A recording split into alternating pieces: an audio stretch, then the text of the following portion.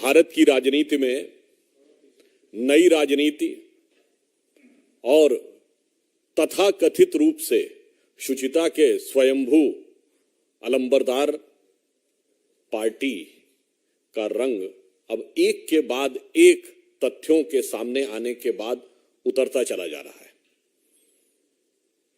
दारू के एक बोतल के बदले में दूसरी बोतल देने से लेके घर की साज सज्जा तक, और अब हाल ही में जो समाचार आए हैं कल न्यायालय के माध्यम से, जिसमें यह तथ्य भी सामने आ रहे हैं कि अब जो कुछ बातें उन लोगों ने बंद कमरों में की थी अब वो सार्वजनिक होती जा रही हैं और न्यायालय के समक्ष भी आती जा रही हैं।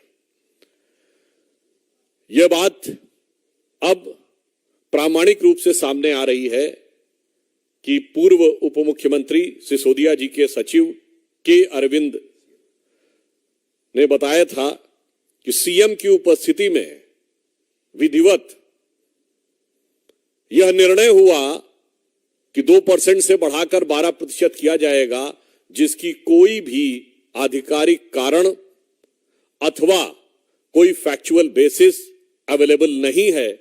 इसलिए हम यह पूछना चाहते हैं कि कट्टर ईमानदार के अजीबोगरीब किरदार श्री केजरीवाल जी कृपया ये बताएं कि वो 2 से 12% का निर्णय, चूंकि अब यह बयान में आ चुका है, तो आपने कब, कैसे और किन नियमों के आधार के ऊपर लिया था।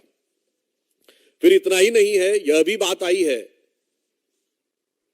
कि समीर महेंद्रू से केजरीवाल जी की बात हुई, बात कराई गई और उनसे एक प्रकार से संकेत आया कि जो ये कह रहे हैं वो करना है। तो अब अगला प्रश्न दिल्ली की जनता ये पूछना चाहती है कि मान्यवर, ये बात किस आधार पे हुई और किस लिए आपने कहा किसी बाहरी व्यक्ति के लिए कि ये जो कह रहे हैं वो करना है। तीसरा बिंदु अभी आया कि दिनेश अरोड़ा के नाम से जो जानकारियां मीडिया में आई हैं कि आम आदमी पार्टी के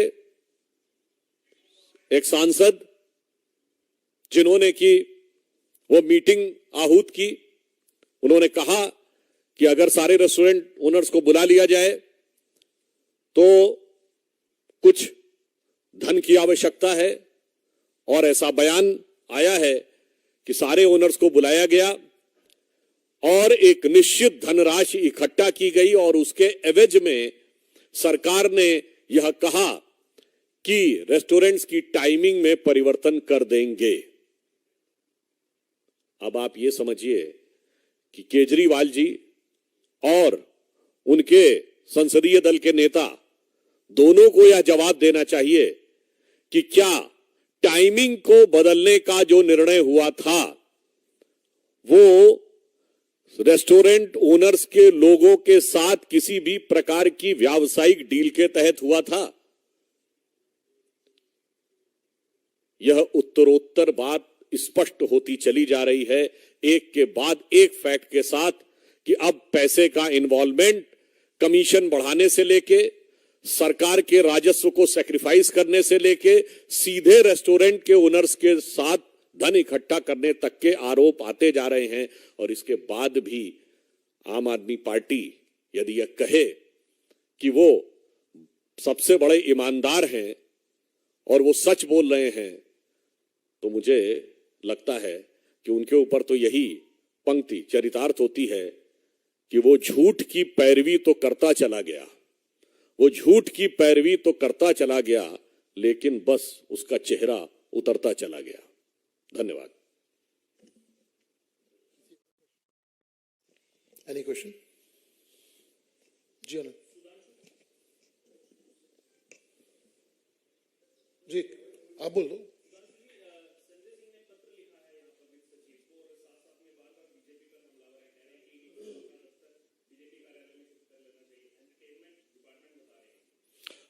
देखिए, जो तथ्य सामने आ रहे हैं उस पर आम आदमी पार्टी जवाब देने की स्थिति में नहीं है।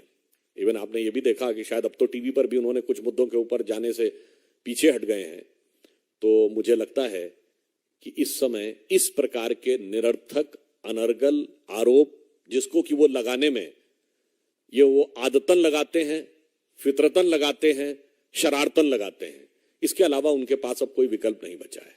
और वैसे भी कोई नई बात नहीं, आम आदमी पार्टी अनेक बार अनेक प्रमुख लोगों पे आरोप भी लगा चुकी है और माफी भी मांग चुकी है। तो मुझे नहीं लगता है कि जो उन्होंने कहा एंटरटेनमेंट की बात, आम आदमी पार्टी के किरदार को अब कोई गंभीरता से नहीं लेता है, बल्कि उनके अगर पूरे पिछले कुछ वर्षों के इतिहास को देखें तो उसमें अचंभित करने वाला एंटरटेनमेंट नजर आएगा। देखिए, मैं वही बात, सरकार पहलवानों के मामले में, महिलाओं के मामले में बहुत संजीदगी के साथ जो है अपना रवैया रखती है। We are very sensitive to this cause and for that reason 2 committees भी एस्टैब्लिश हुई हैं, सुप्रीम कोर्ट के भी जो केस है सामने है और इन्वेस्टिगेशन भी चल रही है, FIR भी दर्ज हुई है। ये देश के नियमानुसार जो भी कुछ होना चाहिए वो हम कर रहे हैं। क्या होता है जब इस तरीके के लोग जो इन सब मामलों में फंसे हुए हैं, ED में फंसे हुए हैं, एक्साइज घोटाले में फंसे हुए हैं, 45 करोड़ के शीश महल में फंसे हुए हैं, जब ये लोग ऐसे धरनों पे पहुंचते हैं तो धरने की क्रेडिबिलिटी पर आंच आती है। और ऐसे में जब खास तौर पे सौरभ भारद्वाज फॉर एग्जाम्पल एक मीटिंग करते हैं, उसके अंदर दिनेश पाठक, मैं आपको नाम देना चाहती हूँ किन किन लोगों के नाम आए हैं, वो उस किस्म के लोग जब शामिल होते हैं तो जाहिर तौर पर उसकी जो सीरियसनेस है वो डाइल्यूट होती है। इसमें है सौरभ, आदिल खान, दुर्गेश पाठक, नीरज एंड संदीप। ये लोग का दिल्ली में मीटिंग होता है। इस मीटिंग के बाद 100 लोगों की पगड़ी के लिए पैसा खरीदा जाता है, मैट्स खरीदी जाती हैं और वाटरप्रूफ टेंट की व्यवस्था का इंतजाम किया जाता है। तो आप ही बताइए कि जब इस तरीके की गतिविधियों का जो राजनीतिकरण होता है तो वो क्रेडिबिलिटी जो है, जो खुद ही डिस्क्रेडिटेड है, वो लोग जाके बैठेंगे तो वो थोड़ा असर करता है। तो जी जी, देखिए मैं तो वही बात है, सोमनाथ भारती अपनी बीवी के डोमेस्टिक वायलेंस के केस में इन्वॉल्व व्यक्ति हैं और तरीके के चीज़ों में भी उनके नाम हैं। तो ऐसे लोग जब भ्रष्टाचार का जवाब देने की बजाय वहाँ पहुँचते हैं, जब कार्रवाई हो रही है, मामला कोर्ट में पड़ा हुआ है, तो जो खुद ही डिस्क्रेडिटेड है, मैं इसमें और क्या कह सकती हूँ।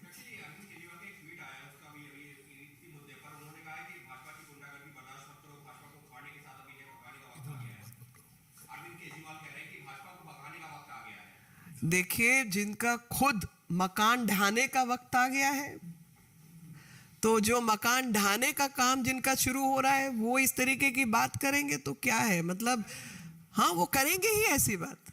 थोथा चना बाजेगा ना भाई, भ्रष्टाचार की बात हो रही है, आप तो भ्रष्टाचार पे जवाब दीजिए। आप तो बताइए कि 45 करोड़ का शीश महल कोरोना के दौरान नियम की ताक पे लगाकर आपने बताया, तो आप बताइए कि आपको ढहाने का, आपका मकान ढहाने का टाइम आया या नहीं, मतलब बुलडोजर आपके मकान पे चलना चाहिए या नहीं, एक्साइज पॉलिसी के अंदर आपने घपलेबाजी की या नहीं। स्कैमस्टर्स, आप स्कैम देखिए, 45 करोड़ के ऑर्डर को 5 में ब्रेक करो, 10 की परमिशन ना लेनी पड़े तो आप 9, 6, 5, 2 ऐसे करके परमिशन लो। तो भाई यही स्कैम है। नियम कानून का उल्लंघन तो आप कर रहे हैं, आपने शीश महल बनाया है, तो आपका मकान ढहाने का टाइम आ गया है।